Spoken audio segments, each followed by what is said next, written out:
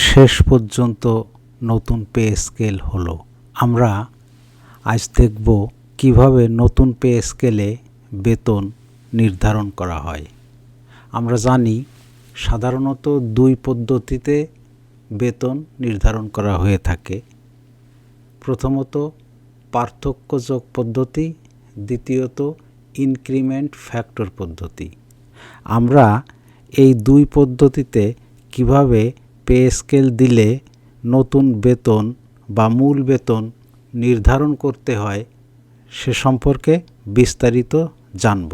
আমরা প্রথমে পার্থক্য যোগ পদ্ধতি নিয়ে আলোচনা করব। এই পদ্ধতিতে পে স্কেল পাওয়ার পরে কিভাবে মূল বেতন হয় তা নির্ণয়ের সূত্রটি আমরা দেখতে পাচ্ছি। এখানে ইনক্রিমেন্ট সহ মূল বেতন বিয়োগ শুরুতে মূল বেতন, এর থেকে ইনক্রিমেন্ট পাওয়ার পরে এবং শুরুতে কত মূল বেতন ছিল সেই পার্থক্যটা পাওয়া যাবে। যদি কোনো সরকারি কর্মচারীর মূল বেতন ইনক্রিমেন্ট পাওয়ার পরে 14,190 টাকা হয় এবং ওই কর্মচারীর স্টার্টিং বা শুরুতে মূল বেতন 8,250 টাকা হয়, তাহলে 14,190 টাকা থেকে 8,250 টাকা বিয়োগ করলে থাকে 5,940 টাকা।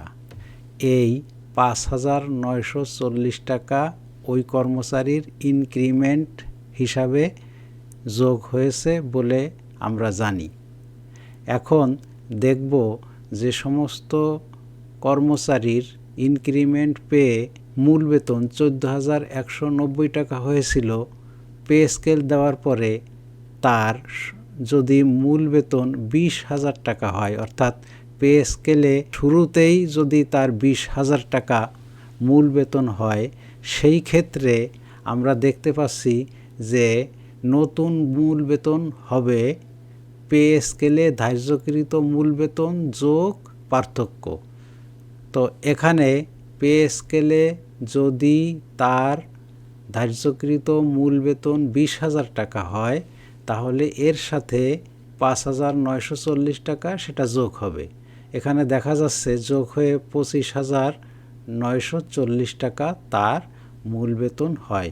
যে সমস্ত কর্মচারীর 14,190 টাকা মূল বেতন ছিল, পে স্কেল পাওয়ার পরে তার মূল বেতন হবে 25,940 টাকা।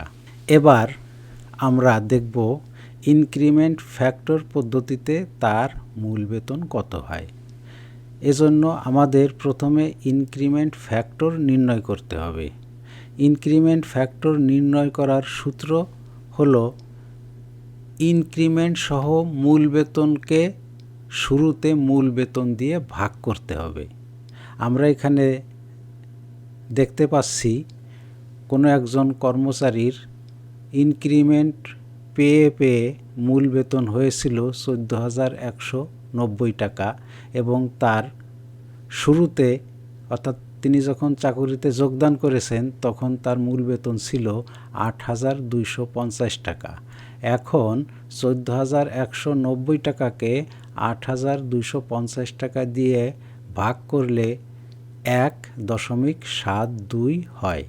এই 1.72 হলো ইনক্রিমেন্ট ফ্যাক্টর।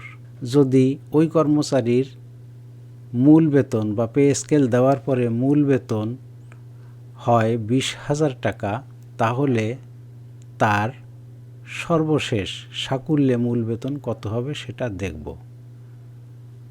এখানে দেখা যাচ্ছে যে 20,000 গুণ ইনক্রিমেন্ট ফ্যাক্টর 1.72, অর্থাৎ 20,000-এর সাথে 1.72 গুণ করলে গুণফল হয় 34,400 টাকা।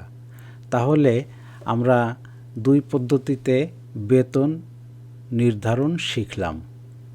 পার্থক্য যোগ পদ্ধতিতে যে কর্মচারীর মূল বেতন ছিল 14,190 টাকা, সেখানে তার মূল বেতন হয়ে যাবে 25,940 টাকা যদি পে স্কেলে ধার্যকৃত স্টার্টিং বেতন তার 20,000 হয় এবং ইনক্রিমেন্ট ফ্যাক্টর পদ্ধতিতে ওই একই ব্যক্তির বেতন হয়ে যাবে 34,400 টাকা।